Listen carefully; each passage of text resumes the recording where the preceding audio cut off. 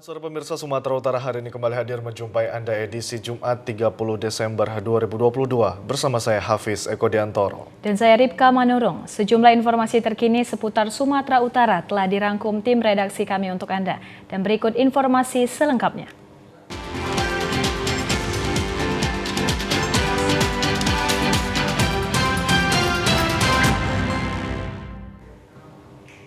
Pemirsa, ribuan penumpang dari Kepulauan Riau menggunakan kapal motor KM Kelut asal Pelabuhan Batu Ampar, Batam yang berencana merayakan Natal 2022 dan Tahun Baru 2023 bersama sanak keluarga atau kerabat mereka di berbagai daerah di Sumatera Utara tiba dan memadati dermaga terminal penumpang Bandar Deli Pelabuhan Belawan.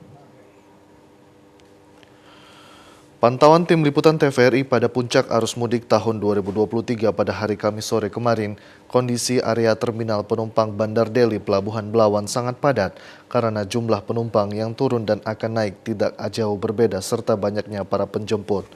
Data yang diperoleh dari Posko Terpadu Penyelenggaraan Angkutan Laut Natal 2022 dan Tahun Baru 2023, kapal motor penumpang KMP Kelut yang tiba dan sandar di terminal penumpang Bandar Deli Belawan ini menurunkan penumpang dewasa, anak-anak dan balita sebanyak 3.572 orang. Kepala Operasional PT Pelni Cabang Medan Martin Panjaitan mengatakan setelah berlangsung proses pengosongan penumpang kapal pada Kamis malam, KMP Kelut kembali melanjutkan pelayaran dari Pelabuhan Belawan menuju Tanjung Priok, Jakarta via Batam. Informasi dari data yang kami dapatkan di atas kapal, nanti penumpang yang turun itu sekitar 3.572 penumpang. Dan untuk penumpang yang akan naik, ini estimasi sementara karena penjualan masih berjalan. Ini masih sekarang ini 2.658 yang akan rencana naik. Kalau ini karena kita momennya Nataru, ini tujuannya ini dari Bandar Deli Belawan, nanti akan berangkat turun ke Batam, lalu nanti akan lanjut lagi ke Jakarta.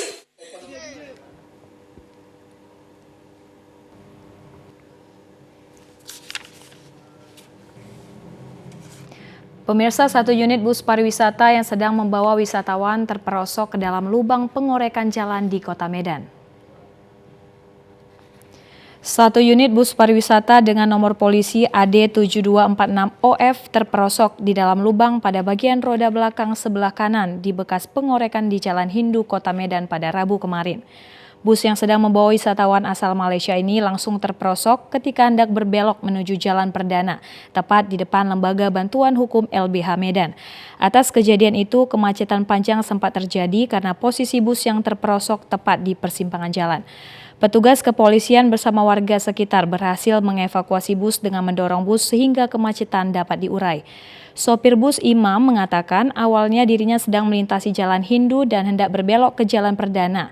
Namun ketika ingin berbelok ke kanan, jalan banyak mobil yang sedang terparkir di sebelah kiri jalan. Dan saat berbelok dirinya tidak mengetahui kalau lubang tersebut cukup dalam sehingga ban sebelah kanan pada bagian belakang bus langsung masuk ke dalam lubang tersebut.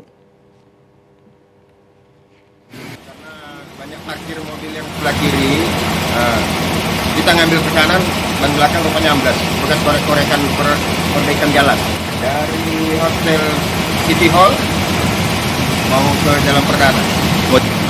Ya, gimana dibilang? Itu ya karena mau lewat aja. Nah, kita nggak nampak itu kalau itu bekas korekan.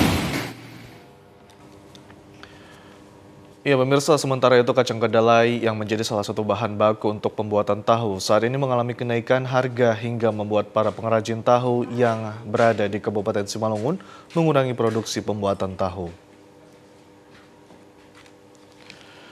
Dari sebelumnya harga kacang kedelai hanya Rp11.000 per kilogramnya, saat ini harga kacang kedelai mengalami kenaikan menjadi Rp14.500 per kilogramnya.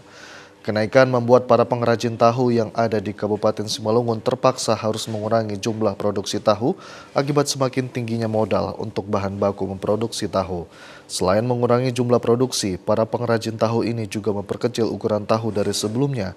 Ini dilakukan untuk menyesuaikan harga agar pengrajin tahu ini dapat memperoleh keuntungan dari penjualan tahu tersebut. Salah seorang pengrajin tahu yang berada di Kabupaten Simalungun, Mihva, mengatakan dari sejak adanya kenaikan harga kacang kedelai sebagai bahan baku untuk pembuatan tahu, dirinya hanya mampu memproduksi tahu sebanyak 14 kg dari kacang kedelai setiap hari. Dari sebelumnya bisa mencapai 20 hingga 25 kg kacang kedelai setiap hari. Ukuran pun kan dikecilkan juga karena harga kedelai naik itu harga 14.300 sebelumnya ribunya 11.000 kan, pokoknya 1 tahun ini tuh naiknya udah sekitar 3 kali naik lah, bolak-balik naik, nggak pernah turun karena kan nggak bisa buat banyak lah kalau udah modal besar. Dalam menjual tahu, para pengrajin tahu hingga saat ini masih mempertahankan harga normal di pasar, yakni dengan harga Rp1.000 hingga Rp2.000 sesuai dengan jenis dan ukurannya. Ya pemirsa, proses pengerjaan peningkatan Jalan Gunting Saga Teluk Binjai yang berlarut-larut membuat warga dan para pengguna jalan setempat resah karena terkena dampak buruk debu dari kendaraan yang melintas. Debu ini berasal dari proses peningkatan jalan yang dilakukan oleh Dinas PU Labuan Batu Utara. Sumber dana APBD 2,5 miliar lebih yang dikerjakan pihak ketiga, yaitu CV Neostart pada pertengahan Juni hingga November 2022 dan adendum 30 hari sampai dengan 15 Desember lalu. Namun hingga tanggal 28 Desember 2022, proyek peningkatan badan jalan tersebut belum juga selesai dikerjakan. Akibat tidak kunjung diaspal juga membuat warga setempat dan pengendara sepeda motor menjadi resah karena debu yang dihasilkan dari kendaraan roda 4 saat melintas jalan tersebut berdampak buruk kepada kesehatan terhadap pengguna jalan, terutama warga yang berdomisili di sepanjang pembangunan proyek tersebut. Salah seorang warga setempat, Paino, menjelaskan meskipun badan jalan sekarang tidak lagi berlubang, namun tebalnya debu membuat sepanjang jalan jadi terlihat mirip gurun pasir. Warga di sepanjang proyek pembangun tersebut terpaksa setiap hari membersihkan rumah maupun tempat usaha dari debu yang menempel. Dari mana debunya ini, Pak? Wah, dari jalan pasar itulah. Oh, sebelumnya, Pak, ini banyak debunya, Pak? Ya enggak. Sebelumnya. Ada gangguan kesehatan gitu, Pak, gara-gara debu ini, Pak? Wah, banyak lah gangguannya. Flu, batuk, macam lah. Harapan Bapak untuk jalan ini, Pak? Supaya bagus maksudnya. Saat dikonfirmasi melalui telepon kepada Kabid Prasarana Jalan dan Perairan Dinas PU mengatakan kelanjutan proyek tersebut dikerjakan kembali pada akhir bulan Desember pada tahun 2022 ini. Ya pemirsa, sejumlah informasi aktual lainnya akan kami hadirkan sesaat lagi. Tetaplah bersama kami di Sumatera Utara hari ini.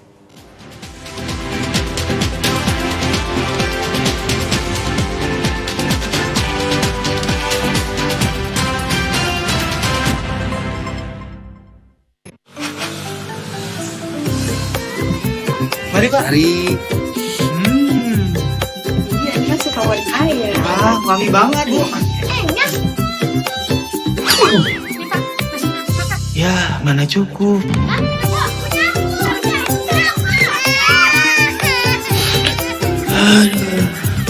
KB pria penting untuk perencanaan keluarga dan mencegah anak stunting. Pria ber-KB itu keren.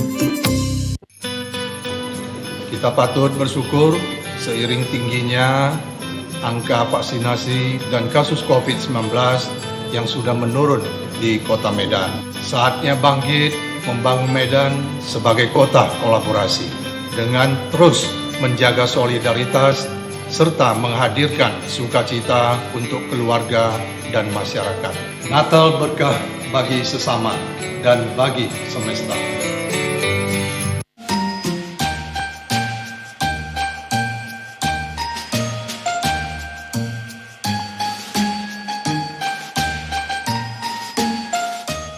Dengan momentum perayaan Natal dan Tahun Baru, kiranya membawa keharmonisan, damai sejahtera bagi seluruh masyarakat Sumatera Utara. Dan bersatu menjaga kondusivitas Sumatera Utara.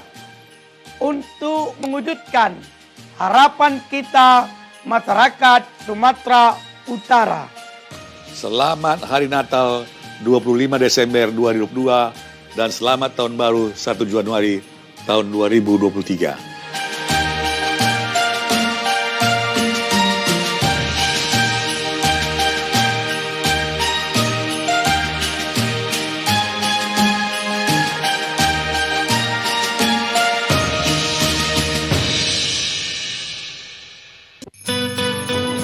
Kita patut bersyukur seiring tingginya angka vaksinasi dan kasus COVID-19 yang sudah menurun di Kota Medan.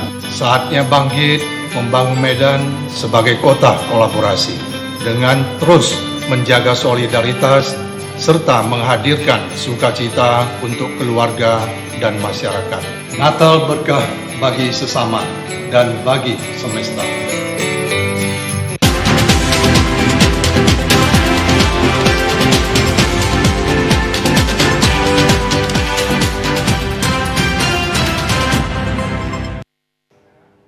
Pemirsa, Dewan Kerajinan Nasional Daerah Sumatera Utara melakukan gebiar akhir tahun sekaligus launching buku Selayang Pandang. Buku yang berisikan kegiatan Dekranasda dan produk UMKM Sumut diharapkan mampu mempromosikan dan membangkitkan geliat perekonomian.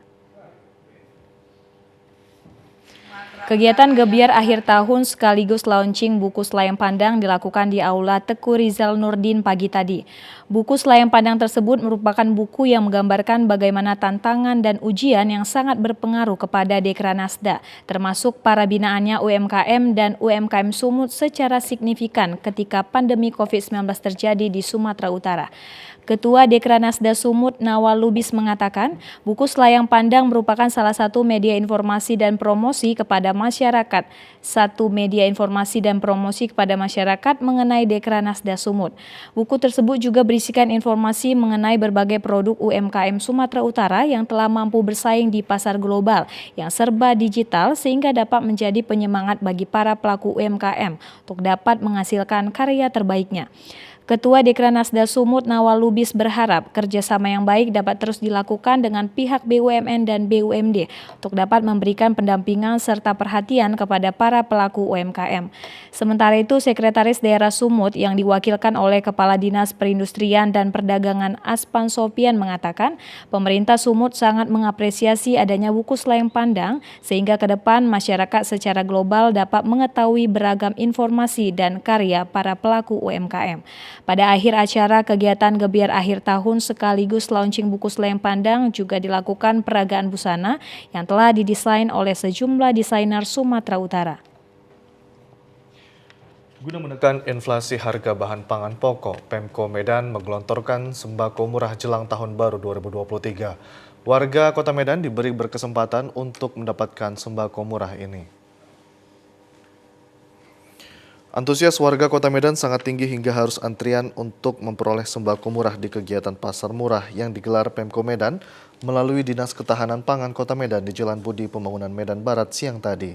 Pemko Medan menggelontorkan sembako murah seperti beras, telur, minyak goreng, gula, daging ayam, bawang, dan cabai. Telur ayam dijual Rp1.450 sampai Rp1.600 per butirnya. Gula pasir dijual dengan harga Rp12.000 per kilogramnya. Daging ayam beku Rp31.500 per kilogramnya. Minyak goreng kemasan Rp12.500 sampai Rp17.000 per liternya tergantung merek. Cabai merah Rp14.000 per kilogramnya dan beras medium Rp86.000 per 10 kilogramnya. Dinas Ketahanan Pangan Kota Medan menetapkan harga sembako pada pasar murah tersebut di bawah harga normal dan terjangkau untuk masyarakat. Gelar pasar murah tersebut berlangsung selama 2 hari yang dimulai pada tanggal 29 sampai 30 Desember 2022, yakni dalam rangka Hari Besar Keagamaan. Kepala Dinas Ketahanan Pangan Kota Medan, Emilia Lubis, menegaskan pasar murah tersebut digelar bertujuan untuk menekan inflasi yang terjadi jelang tahun baru. Ada beras, ada cabai merah, ada bawang merah, ada minyak goreng kita, minyak goreng Sanko, Fortune, kemudian telur, gula pasir. Kita lihat di situ gula pasir yang tadinya Rp13.500 di pasaran, kita di sini menjual Rp12.000. Tujuan ini adalah untuk ketersediaan bahan pangan pokok menjelang Nataru, kemudian juga untuk stabilitas harga sehingga inflasi dapat kita tekan. Ya pemirsa, Badan Narkotika Nasional Kabupaten BNNK Deli Serdang ungkap 3 kasus kejahatan narkotika dengan 5 orang tersangka selama tahun 2022 yang dirilis kemarin di halaman kantor BNNK Deli Serdang.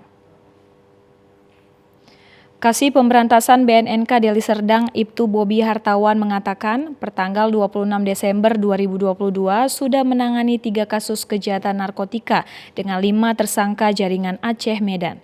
Barang bukti yang turut disita berupa narkoba jenis sabu sebanyak 101,85 gram, ekstasi 4.955 butir. Selain itu, BNNK juga melakukan razia penyalahgunaan narkoba di beberapa titik dan dari hasil pemeriksaan diketahui 27 orang positif. Untuk kategori rehab seperti rehab proses hukum lanjut, rehabilitasi total keseluruhan sebanyak 160 orang. Dalam pemberantasan narkotika ini, BNNK melakukan pencegahan termasuk advokasi, rakor, membangun jejaring, asistensi, intervensi, supervisi dengan target advokasi kebijakan kabupaten kota tanggap ancaman narkoba di tahun 2022 adalah sebanyak 365 lembaga.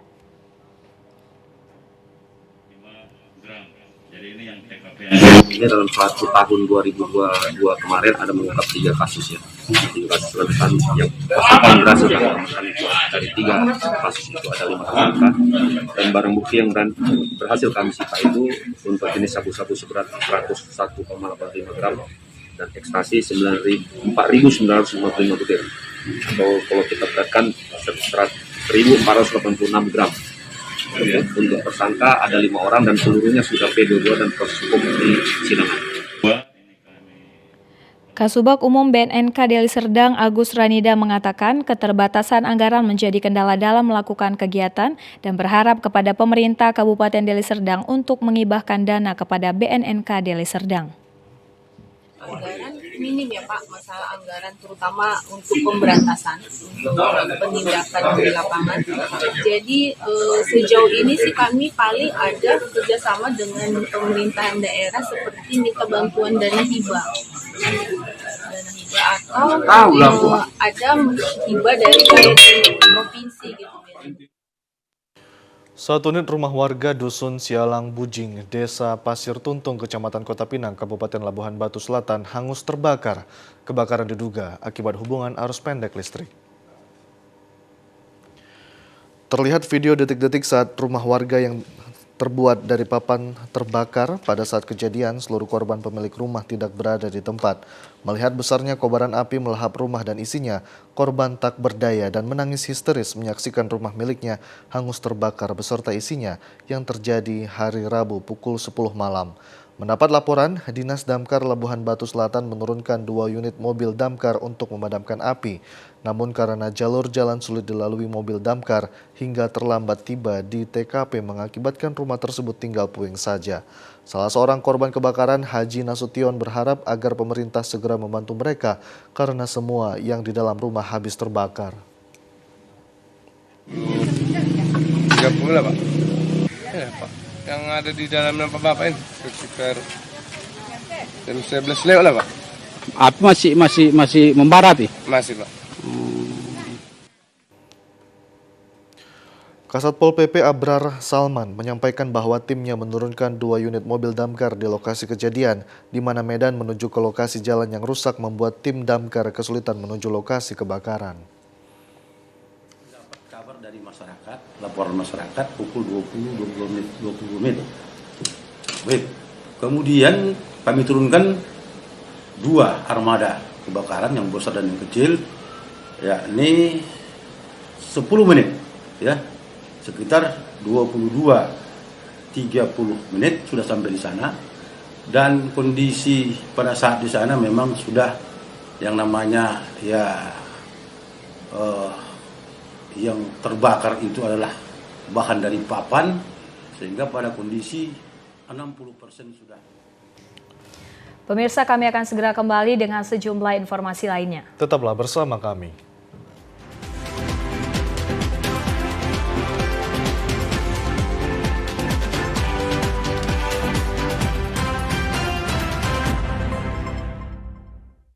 Ayo, cegah stunting. Kunjungi bidan andalan Anda untuk merencanakan dan mengatur jarak kehamilan untuk tumbuh kembang buah hati yang optimal. Cegah stunting itu penting melalui perencanaan keluarga. Khawatir ber-KB? Tunda kehamilan dan raih cita-cita dengan andalan FA. andalan laktasi untuk ibu menyusui. Berkabe itu mudah, andalan pilihan perempuan Indonesia. Kita patut bersyukur seiring tingginya angka vaksinasi dan kasus COVID-19 yang sudah menurun di Kota Medan. Saatnya bangkit membangun Medan sebagai kota kolaborasi dengan terus menjaga solidaritas serta menghadirkan sukacita untuk keluarga dan masyarakat. Natal berkah bagi sesama dan bagi semesta.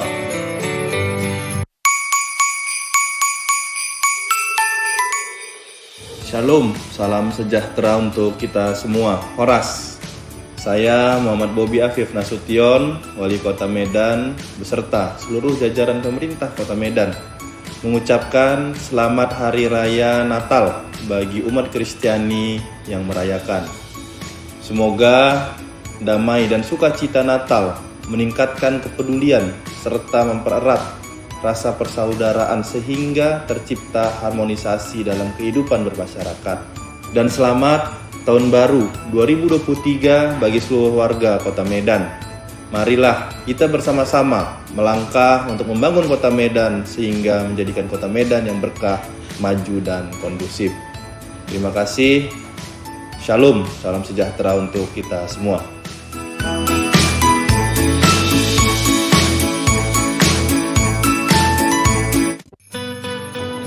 Kita patut bersyukur seiring tingginya angka vaksinasi dan kasus COVID-19 yang sudah menurun di Kota Medan.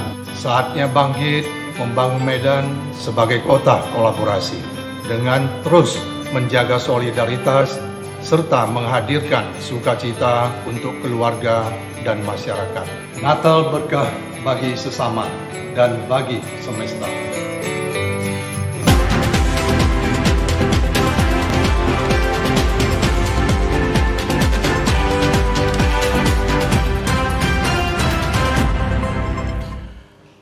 Pemirsa, Sumatera Tropical Forest Journalism atau STFJ menilai sepanjang tahun 2022, vonis terhadap pelaku perdagangan satwa di Sumatera Utara hukumannya sangat ringan.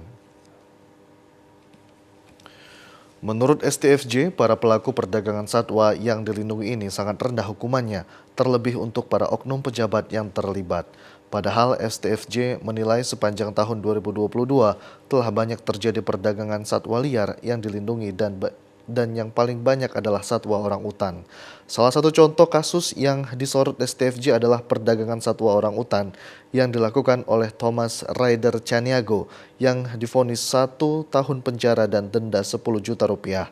Deputi Direktur Perlindungan Spesies dan Habitat Orang Utan Information Center Muhammad Indra Kurnia mengatakan sepanjang tahun 2022 pihaknya sudah mengevakuasi sebanyak 20 satwa orang utan yang kebanyakan hasil dari perdagangan ilegal ataupun masuk ke kawasan penduduk.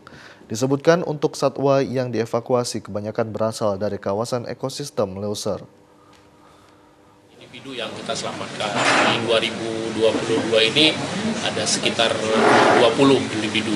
Jadi mungkin kenaikannya nggak terlalu besar dengan sekian persen perbedaannya, tapi ada peningkatan dibandingkan 2022. Begitu. Ya kalau kita kan bentuknya mendukung aparat pemerintah dalam hal ini UPT KLHK ya. Kalau di sini kan kita ada kerjasama dengan Balai Besar Taman Nasional Gunung Leuser dan Balai KSDA ini di 2 wilayah, BKSDA Aceh dan BKSDA Sumur. Jadi konteksnya kalau bentuknya konflik, tindakan air itu kalau memang orang utan terisolasi kita evakuasi seperti itu.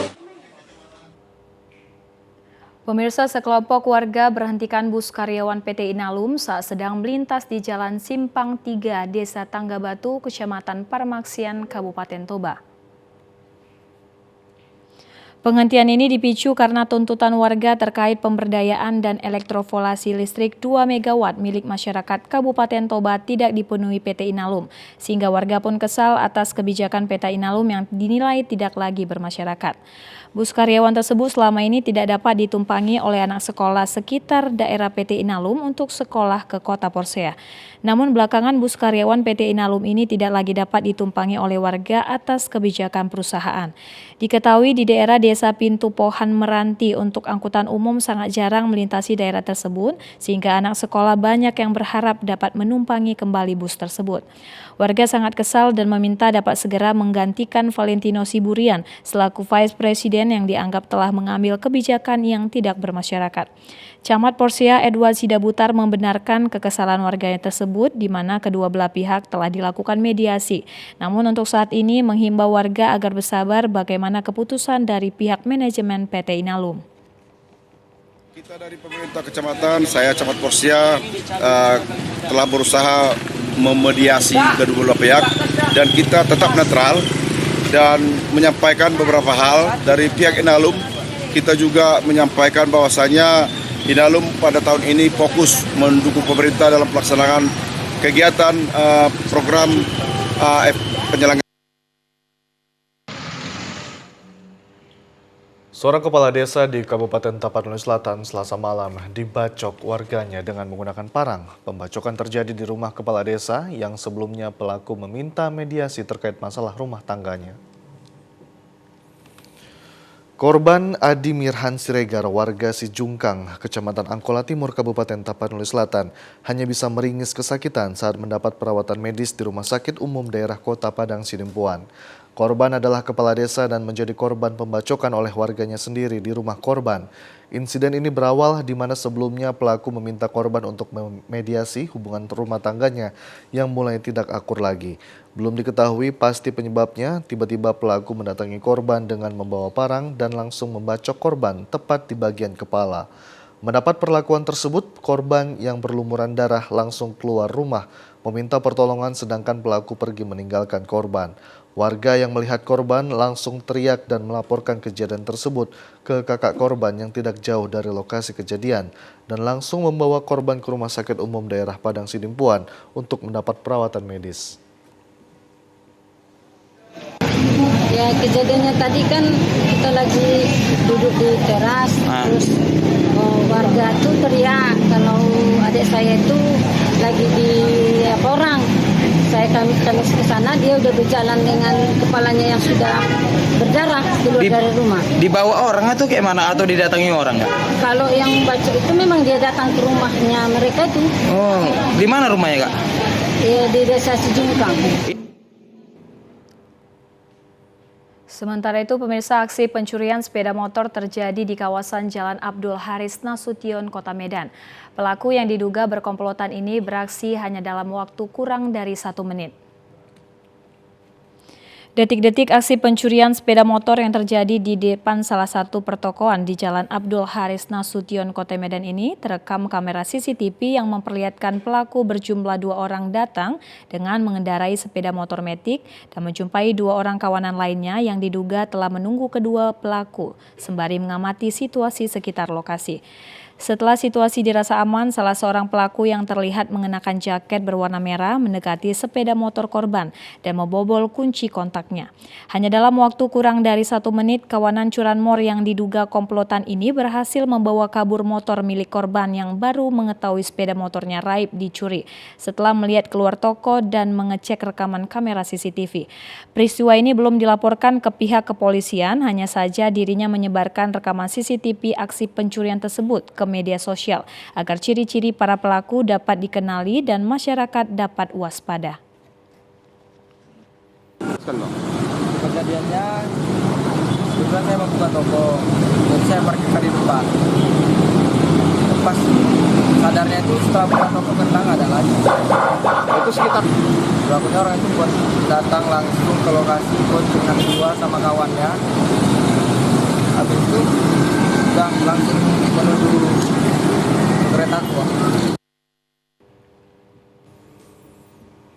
Pemirsa, sejumlah informasi menarik lainnya akan kami hadirkan sesaat lagi. Tetaplah bersama kami di Sumatera Utara hari ini.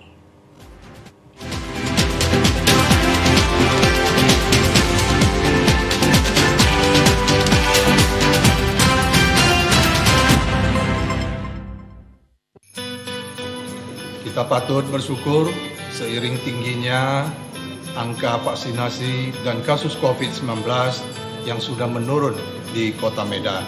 Saatnya bangkit membangun Medan sebagai kota kolaborasi dengan terus menjaga solidaritas serta menghadirkan sukacita untuk keluarga dan masyarakat. Natal berkah bagi sesama dan bagi semesta.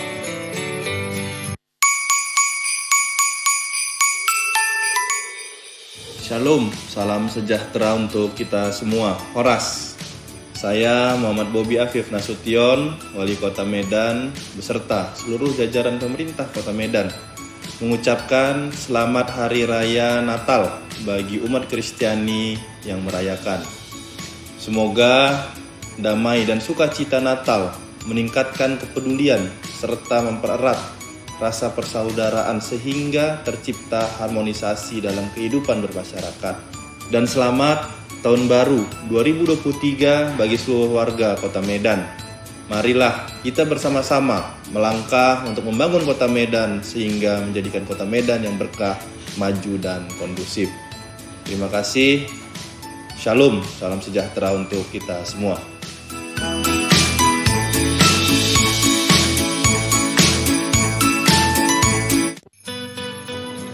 Kita patut bersyukur seiring tingginya angka vaksinasi dan kasus COVID-19 yang sudah menurun di Kota Medan. Saatnya bangkit membangun Medan sebagai kota kolaborasi dengan terus menjaga solidaritas serta menghadirkan sukacita untuk keluarga dan masyarakat. Natal berkah bagi sesama dan bagi semesta.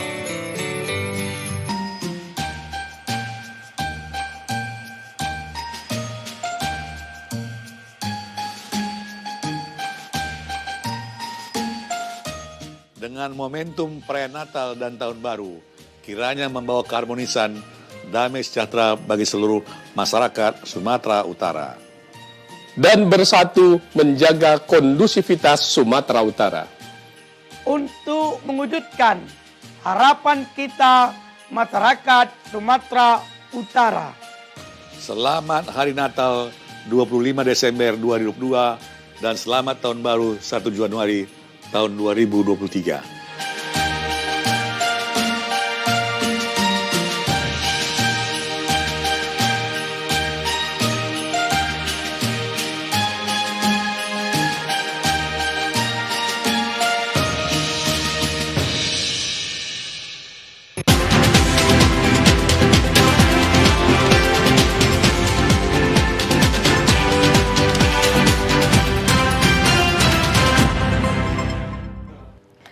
Pemirsa, marbinda atau memotong hewan kurban merupakan tradisi yang lazim dilakukan masyarakat umumnya, khususnya umat Nasrani di Tapanuli pada perayaan Natal sekaligus menyambut Tahun Baru. Tradisi sosial masyarakat di Tapanuli hingga saat ini masih dipertahankan pada jelang malam perayaan Tahun Baru. Tradisi marbinda ini dengan memotong hewan kurban melambangkan kebersamaan sukacita masyarakat dalam menyambut Natal dan Tahun Baru.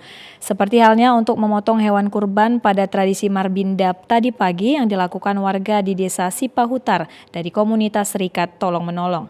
Pada tradisi marbinda ini, warga secara bergotong mengikat kerbau untuk kemudian disembelih. Umumnya dalam tradisi marbinda yang dimulai dari mengumpulkan uang oleh pengurus yang dihunjuk mulai bulan Januari hingga Desember untuk membeli hewan kurban marbinda ini dilakukan secara gotong royong. Selain dilakukan dalam kelompok sosial masyarakat di Tapanuli seperti halnya juga di Tarutung, marbinda ini juga dilakukan berbagai pihak seperti komunitas marga, instansi atau pihak ormas lainnya.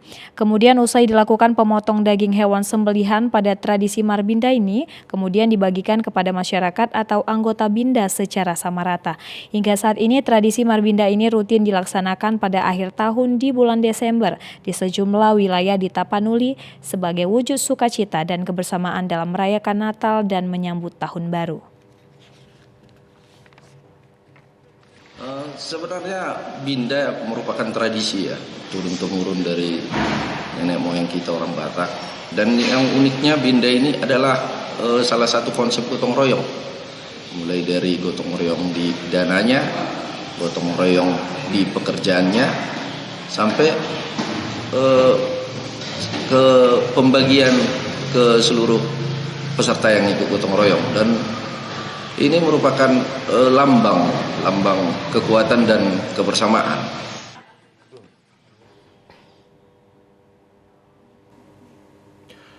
Tahun baru 2023 tinggal beberapa hari lagi tiba yang ditandai dengan maraknya penjualan kembang api. Namun penjualan ini sepi dari pembeli hingga membuat para pedagang merugi.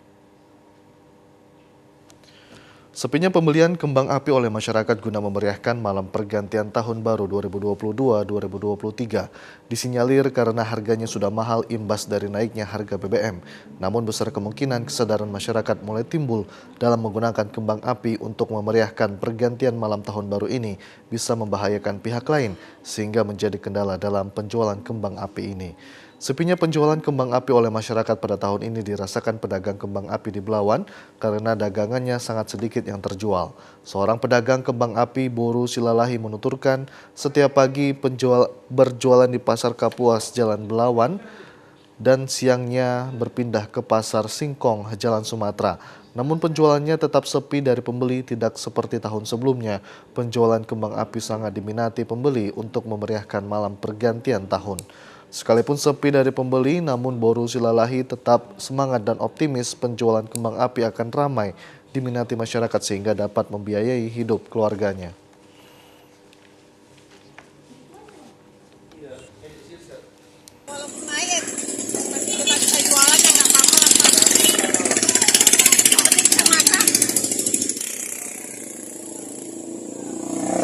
Berharap di penghujung tahun 2022 ini masyarakat banyak yang membeli kembang api guna memeriahkan malam pergantian tahun. Pemirsa, berawal dari coba-coba, warga Tanjung Pura, Kabupaten Langkat meraup cuan puluhan juta rupiah dari ternak burung puyuh. Telur burung puyuh ini diracik sedemikian rupa hingga menjadi berbagai rasa seperti asin, rasa bawang goreng, bawang putih, serta rasa ketumbar. Sangat kreatif, biasanya telur yang mempunyai rasa asin adalah telur bebek, namun di Kabupaten Langkat telur dengan berbagai rasa dibuat melalui telur yang kecil, yakni telur burung puyuh. Usaha mikro kecil menengah ini adalah milik Ahmad Bukhori, seorang warga desa Pulau Banyak, Kecamatan Tanjung Pura, Kabupaten Langkat, yang setiap bulannya mampu mendapatkan hasil puluhan juta rupiah. Melakoni ternak burung puyuh setelah gagal beternak ayam potong, dan hingga kini usahanya tidak jauh dari binatang unggas. Ahmad Bukhori mencoba berinovasi dengan cara membuat telur rasa bawang goreng, baik bawang merah dan putih, rasa asin, rasa gurih, dan rasa ketumbar dengan tujuan agar pelanggan tidak bosan dengan rasa telur biasa. Pembuatan telur dengan berbagai jenis rasa ini adalah dengan cara membalurkan adonan rasa yang diinginkan di bagian luar kulit telur burung puyuh. Kemudian setelah selesai dibalut, telur tersebut dibiarkan selama 1 hari. Setelah itu puluhan butir telur ini baru bisa dipasarkan. Telur burung puyuh ini dipasarkan di seputaran Kabupaten Langkat dan Medan serta diambil langsung oleh pengepul telur yang datang ke rumah pemilik UMKM. Pelaku UMKM Ahmad Bukhori mengatakan telur burung puyuh memiliki kulit yang tipis tidak seperti telur bebek, sehingga tidak membutuhkan waktu yang lama untuk menjadikan telur dengan berbagai rasa dan biasanya 1 butir telur dijual dengan harga Rp700.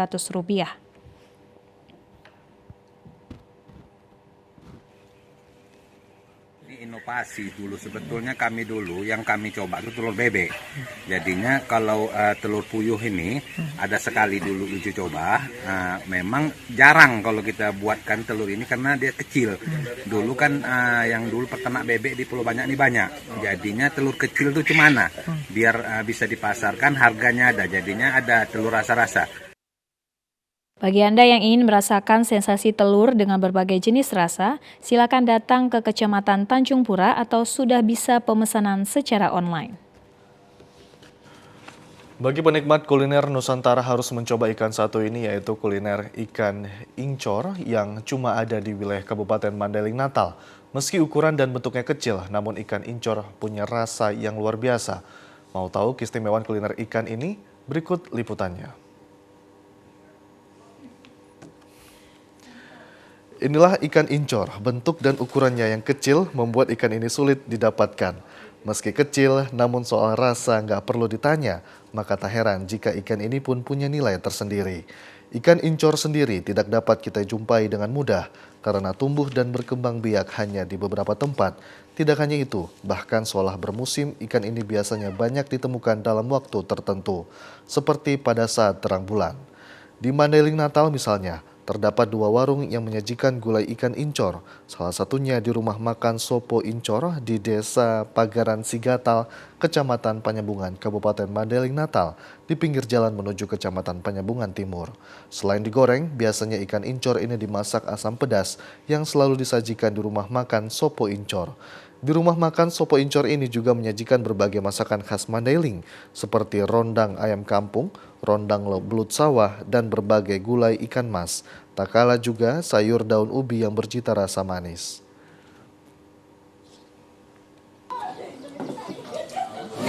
Ini kan masakan khas kita, agak jarang ditemui ya, hanya di beberapa tempat. Dan ini apa ya namanya ya, ini masakan yang cukup khas lah, tidak ditemui di daerah lain. Kalau rasanya maunya saya jangan cerita aja ya, ajak makan ya. Kalau rasanya enak, ada rasa khasnya. Baik itu yang digoreng, baik itu yang di asam padeh, rasanya itu beda dengan ikan-ikan lain. Lebih gurih dan lebih manis. Oh, lembutnya. Kita makan semuanya ya, sampai sak kepala, duri-duri kita makan semuanya. Dikasih apa namanya kuah yang pedas juga enak, digoreng juga kita suka. Rasanya itu jauh dari ikan-ikan lain lah, rasanya enak.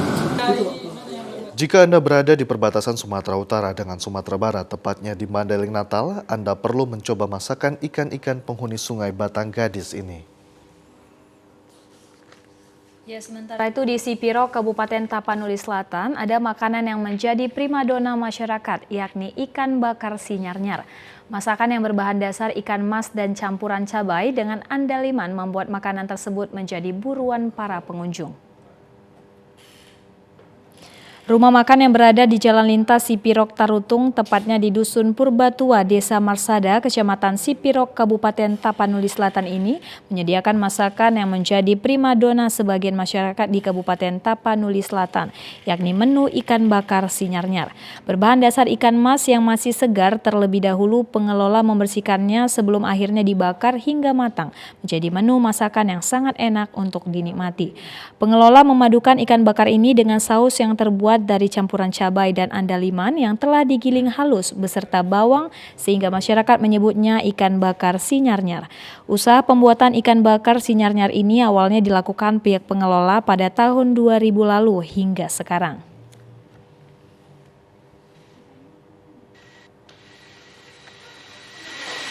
Buka rumah makan sinyar-nyar ini 20 tahun juga. Warga sekitar, selingkuhan, dari mana-mana gitu. Apa aja? Ikan mas. Khusus ikan mas ya Pak ya? Kalau bahan bakunya Pak apa aja itu Pak? Bahan bakunya termasuk tomat,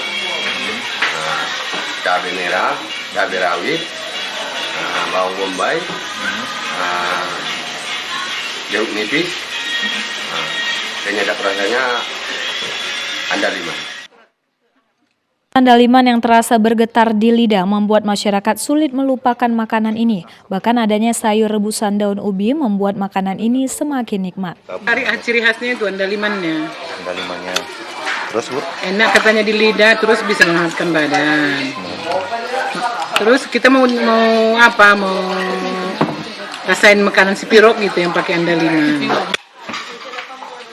Berkunjung ke rumah makan sinyar-nyar ini tidak ada salahnya untuk mencoba masakan khas Sipirok, Kabupaten Tapanuli Selatan. TVRI Sumatera Utara melaksanakan kegiatan Jumat Sehat dengan kegiatan olahraga senam pagi. Kali ini senam yang dibawakan adalah kesegaran jasmani bertempat di halaman TVRI Sumut, Jalan Putri Hijau, Medan. Kegiatan senam pagi kesegaran jasmani rutin dilaksanakan setiap Jumat pagi.